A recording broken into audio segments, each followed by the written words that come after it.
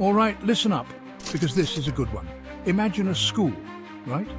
But instead of boring old maths and history, you've got lockpicking, forgery, and how to fence stolen goods. This wasn't Hogwarts, my friends. This was the brainchild of one Frederica Mandelbaum, better known in the criminal underworld as Marm. Now, Marm wasn't your usual headmistress. She was the queen of New York City's underworld in the 19th century, and she built herself a bloody empire. We're about to dive into the story of Marm Mandelbaum, a woman who pulled herself up by her bootstraps, threw those bootstraps at society and said, "I'll make my own rules." Marm's story starts like a lot of good stories, with a boat. See, she was born in Germany, and like a lot of folks back then, figured America was paved with gold. So she packed her bags and set sail for the good old US of A. Problem was, someone forgot to tell her that life in the Big Apple wasn't all sunshine and roses. Turns out making a living in 19th century New York was tougher than a week-old bagel. Marm and her family struggled, barely scraping by. It was enough to make anyone think about a life of crime, and let me tell you, Marm was about to get a crash course. Now picture this. It's 1857, and the economy decides to take a nosedive. The streets are filled with people in despair, their faces etched with worry and uncertainty. Businesses are closing down, and the once bustling markets are now eerily quiet. The Panic of 1857, they called it. Newspapers were filled with grim headlines, and the air was thick with fear and anxiety. It was a time when fortunes were lost overnight, and the future seemed bleak. People were losing their shirts faster than you could say Wall Street crash. The stock market was in chaos, and the financial institutions that people once trusted were crumbling. It was a disaster of epic proportions. And Marm? Well, let's just say she wasn't about to go down with the ship. She was a woman of determination and grit, someone who refused to let circumstances dictate her fate. She knew she had to take matters into her own hands. This is where Marm's story takes a turn. She realized that honest work wasn't putting food on the table, and she had a family to feed. Her children were hungry, and the sight of their gaunt faces broke her heart. She knew she had to do something, anything, to ensure their survival. So she did what any resourceful woman would do. She turned to a life of crime. It wasn't an easy decision, but desperation has a way of pushing people to their limits. She started small, stealing food and essentials to keep her family alive. But Marm wasn't just any crook. She was ambitious. She saw opportunities where others saw only despair. She began to plot and scheme, using her wits to outsmart those who stood in her way. She was a mastermind in the making. She had a plan, and that plan involved teaching others to be just as cunning as she was. She gathered a group of like-minded individuals, people who were also struggling to survive. She became their mentor, showing them the ropes and teaching them the art of survival through cunning and resourcefulness. Marm's story is a testament to the lengths people will go to when times get tough, and how even in the darkest of times, the human spirit can find a way to persevere. Marm's big idea? A school for criminals. But not just any school. This was a place where the curriculum was as unconventional as it was effective. Yep, you heard that right. A school dedicated to the art of crime. She set up shop in a fancy 3-story building on Clinton Street and started offering courses in all things illegal. This wasn't just a rundown hideout, it was a well-organized institution. Need to learn how to pick a lock faster than you can say, "Open sesame"? Marm had a class for that. Her students became experts in the fine art of lock-picking, mastering techniques that would baffle even the most secure locks of the time. Marm had a class for that. She made sure her students could break into any place they wanted with finesse and speed. Want to forge a signature so good it'd make a bank manager weep? She had you covered. Her lessons in forgery were so detailed that her students could replicate any handwriting with uncanny accuracy. But Marm wasn't just teaching practical skills.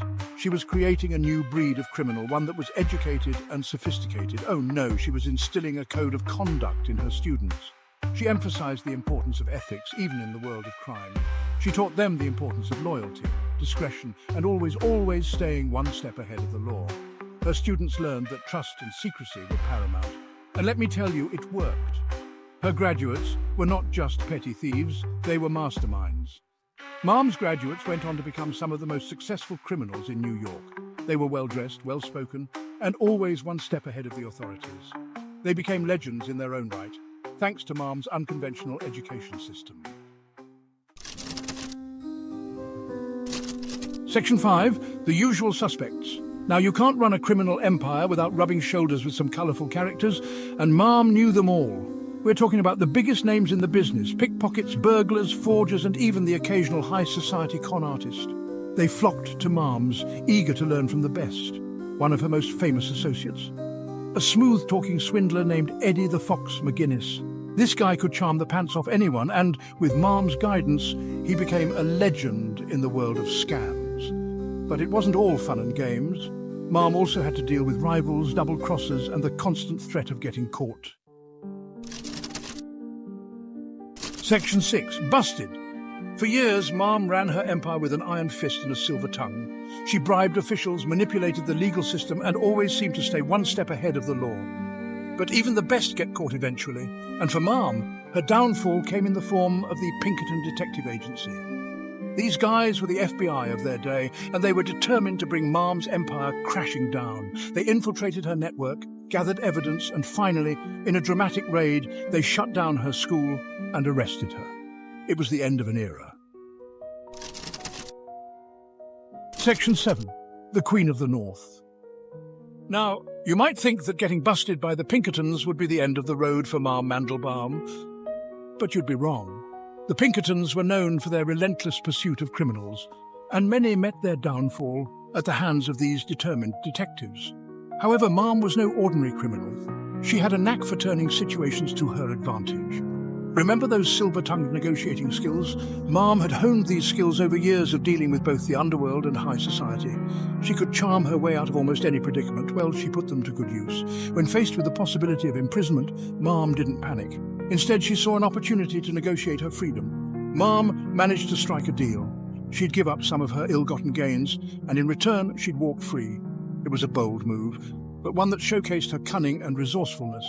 She knew that material possessions could be replaced, but her freedom was priceless. But Marm wasn't taking any chances. She understood that staying in New York would always carry the risk of rearrest. So she made a swift decision to leave the city she had once ruled. She hightailed it to Canada, where she lived out the rest of her days, presumably surrounded by cats and the ghosts of her criminal past. Canada offered her a fresh start, away from the prying eyes of American law enforcement. Some say she even started a new, smaller-scale operation up north. But that, my friends, is a story for another time. Marm Mandelbaum's legacy as the Queen of the North remains a fascinating chapter in the annals of criminal history, a testament to her indomitable spirit and unyielding will to survive. So there you have it, the story of Marm Mandelbaum, the woman who turned hardship into opportunity and built a criminal empire on the streets of New York. If you enjoyed this wild ride through history, don't forget to give this video a big thumbs up and subscribe to the channel for more amazing tales from the past. Hit that bell icon so you never miss an upload. Marm's story is a reminder that even in the toughest of times, there are always those who find a way to thrive, even if it means bending the rules a bit or a lot. She was a true original, a criminal mastermind, and dare I say, a bit of a legend. Peace.